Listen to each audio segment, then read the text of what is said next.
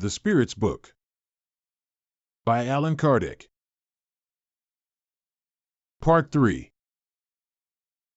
Moral Laws. Chapter 5. The Law of Preservation. The self-preservation instinct. Is the self-preservation instinct a law of nature?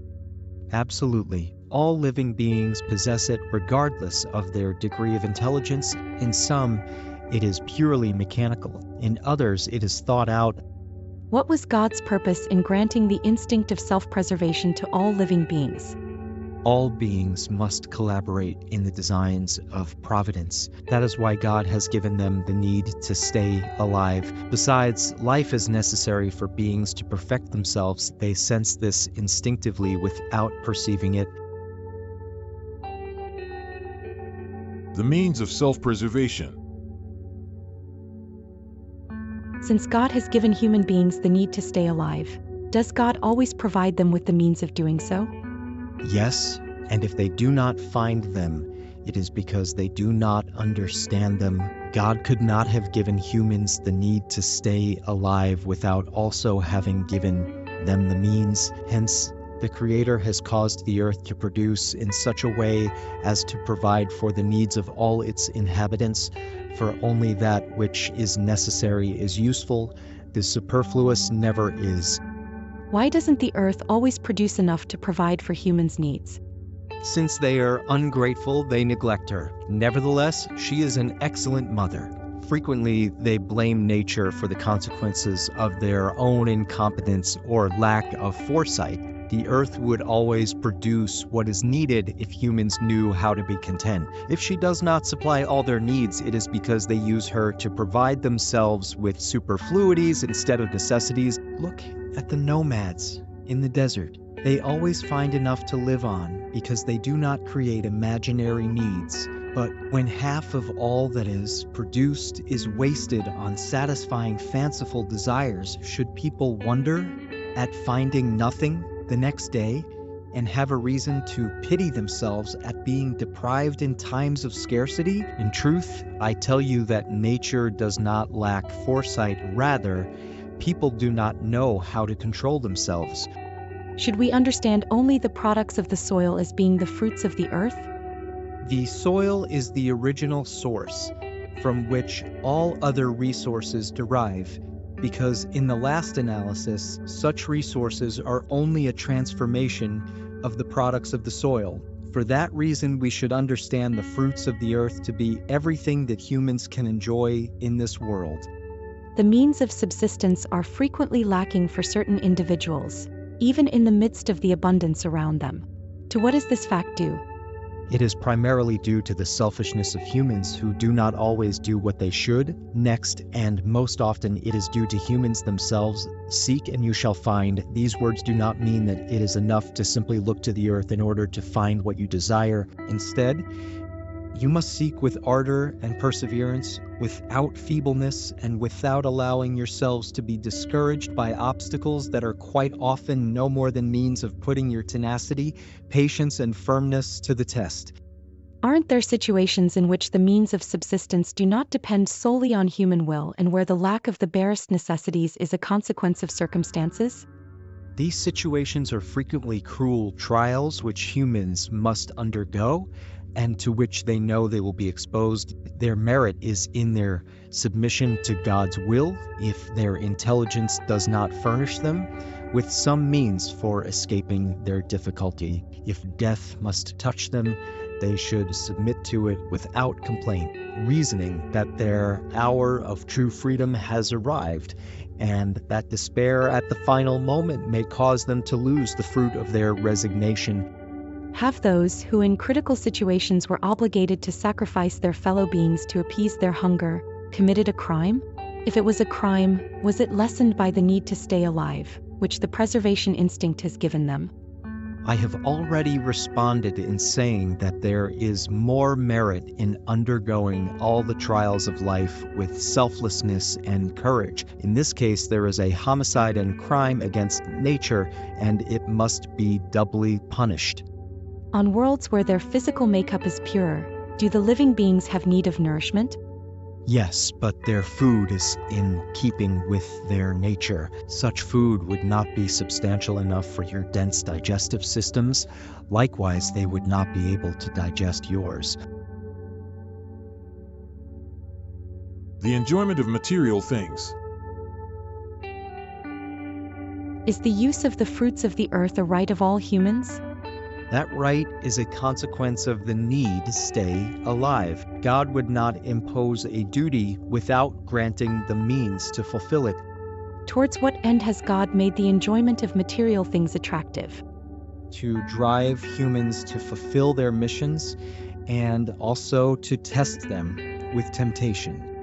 What is the purpose of such temptation? To develop their reason so that they may learn to keep themselves from excesses. What should be thought of those who seek to satisfy their tastes through all kinds of excesses? They are unfortunate creatures whom we should pity and not envy because they are very close to death. Is it physical or moral death that they are close to? Both. Necessary and superfluous things. How can people know the limit of what is necessary? Those who are sensible know it by intuition, but many recognize it at the cost of their own experience. Hasn't nature traced out the limit of what is necessary in our own physical organization?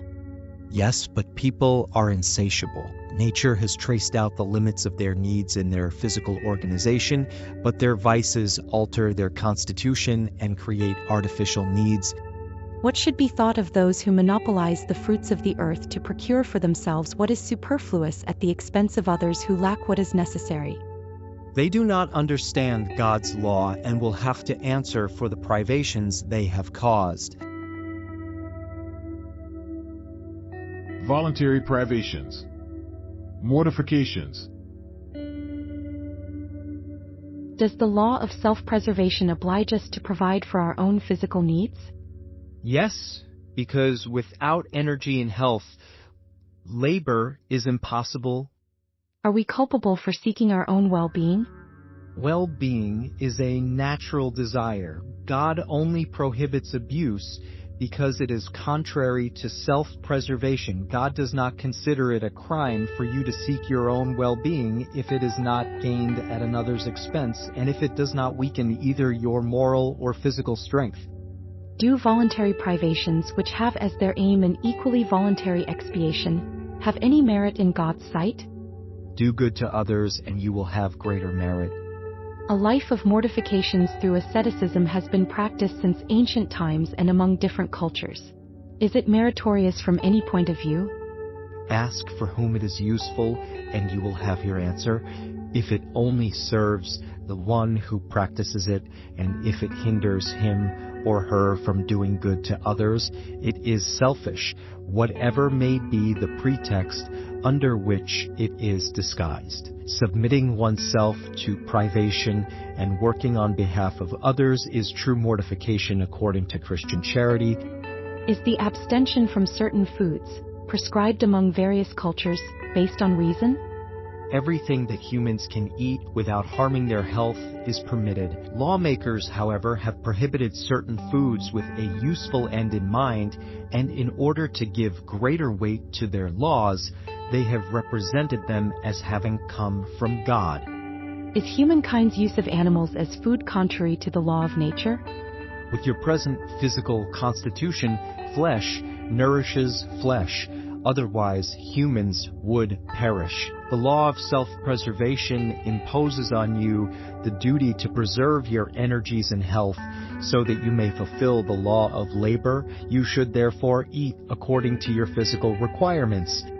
Is the abstention from foods animal or otherwise meritorious as an expiation? Yes, if you deprive yourselves for the sake of others, but God cannot see mortification when there is no serious and useful privation. This is why we say that those who only seem to deprive themselves are hypocrites.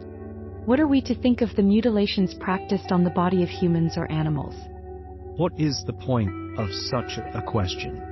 Again, Ask yourself whether a thing is useful. What is useless cannot be pleasing to God, and what is harmful is always displeasing. You can be very sure that God is sensitive only to sentiments that raise the soul toward God. It is by practicing the divine laws instead of violating them that you can shake off the burden of your terrestrial matter. If the sufferings of this world enable us to evolve depending on the manner in which we bear them, may we also evolve through sufferings that we create intentionally? Natural sufferings are the only ones that enable you to evolve because they come from God. Intentional sufferings serve no purpose when they have no value for the good of others. Do you believe that those who shorten their lives through superhuman hardships, the bonzes, fakirs, and a few fanatics of various sects, progress on their path? Why don't they labor for the good of their neighbors instead? Let them clothe the indigent, comfort those who mourn, work for those who are infirm, and endure privations to help the unfortunate.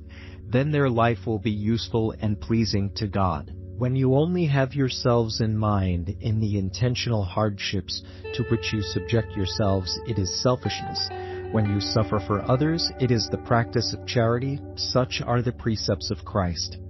Since we should not create intentional sufferings for ourselves that are of no use to others, should we nevertheless protect ourselves from those that we foresee or from those that threaten us?